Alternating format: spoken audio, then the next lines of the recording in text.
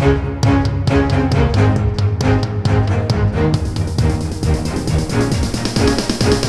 is the Washington Times front page for Tuesday, July 11th, 2023. Thanks for joining us. I'm George Gerbo. Turkey has dropped its objections to Sweden's bid to join NATO, opening the way for the alliance to move forward with its second historic expansion just before its annual meeting in Lithuania. National Security Team leader Guy Taylor reports over the coming months, Sweden will become NATO's 32nd member nation, following Finland, which officially became a member in April.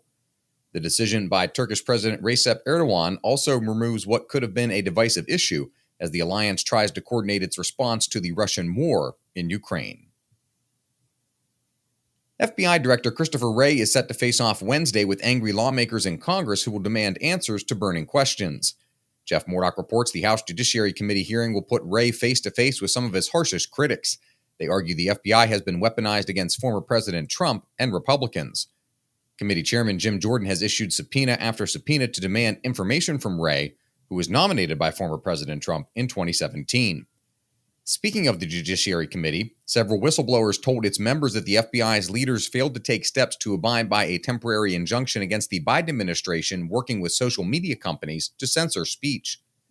Kerry Pickett reports several agents claim when a U.S. district judge granted the injunction against government-coordinated censorship on social media, Wray and his lieutenants never took steps to comply.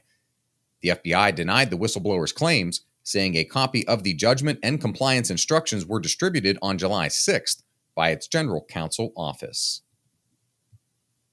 A leading pastor warns that as many as 4,000 black churches with women pastors could be kicked out of the Southern Baptist Convention under the denomination's new rules. Mark Kellner reports the convention's National African American Fellowship president Gregory Perkins said the denomination's ruling against women pastors has created division within the SBC and may disproportionately impact black congregations. With more than 47,000 Southern Baptist churches nationwide, the 4,000 black congregations could cost the denomination almost 9% of its membership. Delegates at the convention's June conference voted to confirm the expulsion of two churches that had women in pastoral roles, including the notable Saddleback Church in California.